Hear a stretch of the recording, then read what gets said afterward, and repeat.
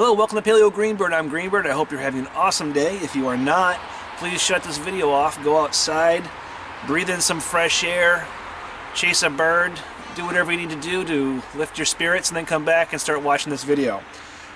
This is going to be another Flint Knapping video, and I just wanted to emphasize that for those of you that come to my channel for Flint Knapping, we're going to continue to do that. That's not going to change. But for those of you who have watched my intro video and know what the original direction of this channel is to learn, practice, and share primitive living skills. We're going to get to that too. So for those of you that love the Flint Knapping, that's not going to go away because this is a never-ending journey. For those of you that want to see new things, those are coming in the future too, so just hang tight with me, and we'll get to some other fun, exciting stuff.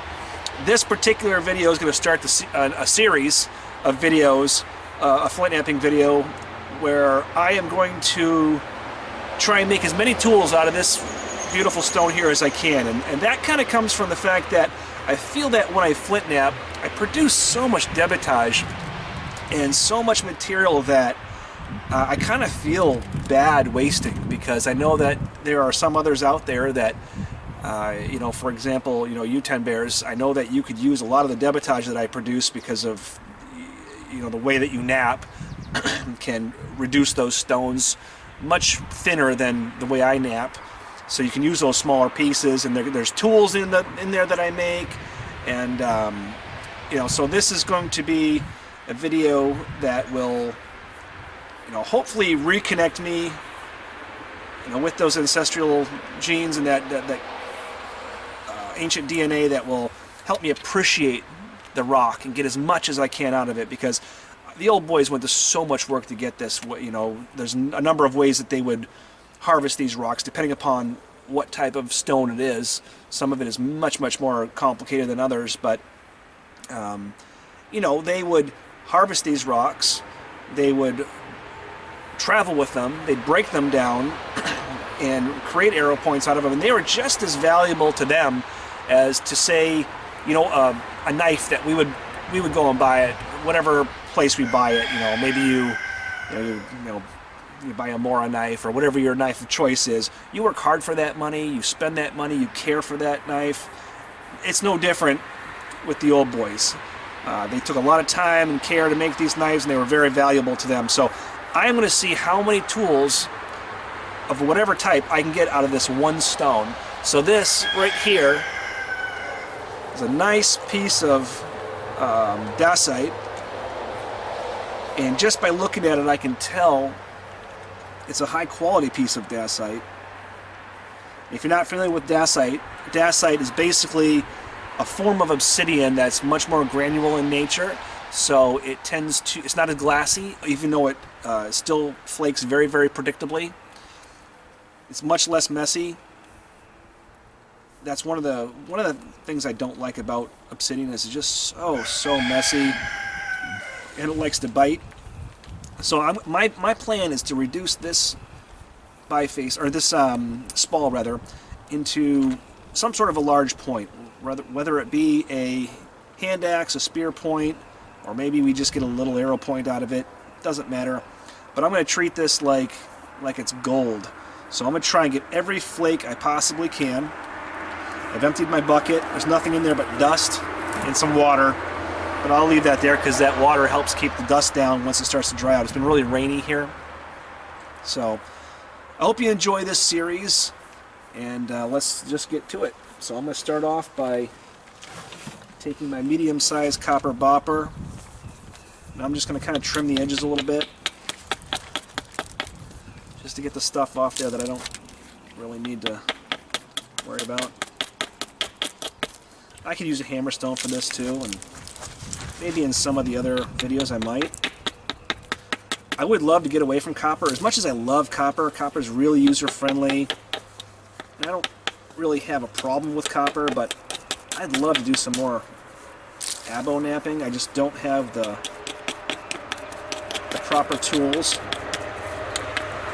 I do have a bid on eBay for some nice big antler. It's a whitetail, so it's not going to be as dense as like the elk or the moose, but any way I can improve my my toolkit. And I'm going to do a video on my toolkit, actually, just so you know what I'm using. It's not impressive or anything, but just in case you're interested. So I think the first thing I'm going to do with this rock, I need to thin out this area here to get anything good out of it. But I'm going to analyze every flake I take to see if I can make a tool out of it.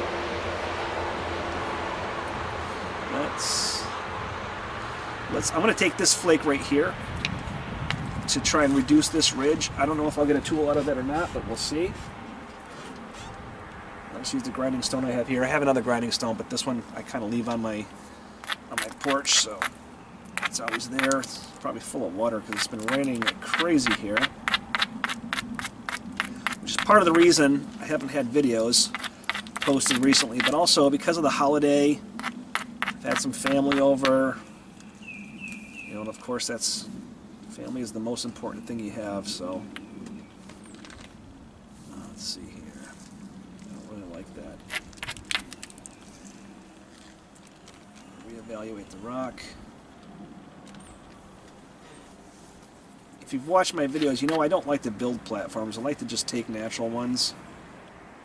But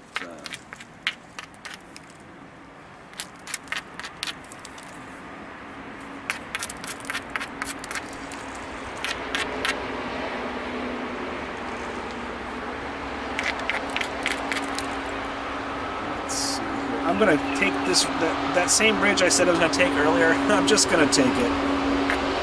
See what we get. Either we get something we can use as a tool, or we'll just thin it out.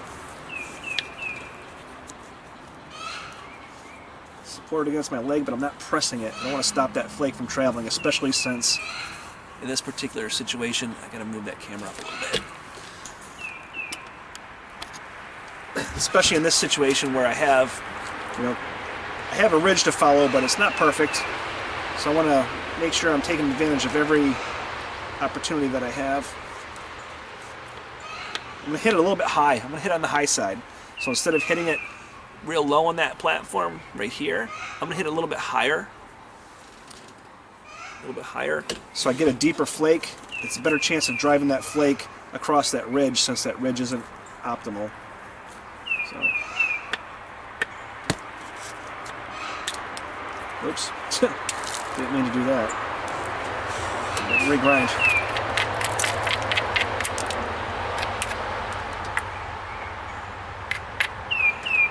Oh, I gotta fix that platform now. I screwed it up.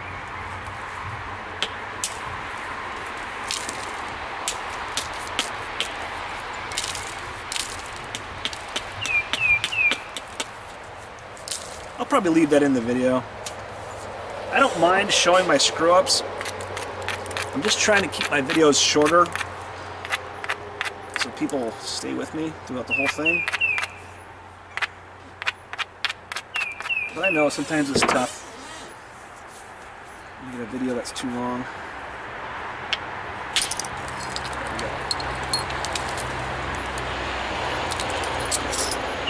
So there's the first flake that we took off of this rock. Okay, there it is. And there's our flake.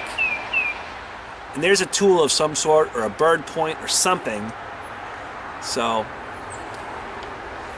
that's where we're going to stop this video. I hope you're not disappointed, but in the next video, we're going to take this flake and we're going to turn it into something. I don't know what. Probably a point of some sort. But it'll be a good learning experience. So, hope you enjoyed this quick little video. More to come. Paleo Greenbird signing out.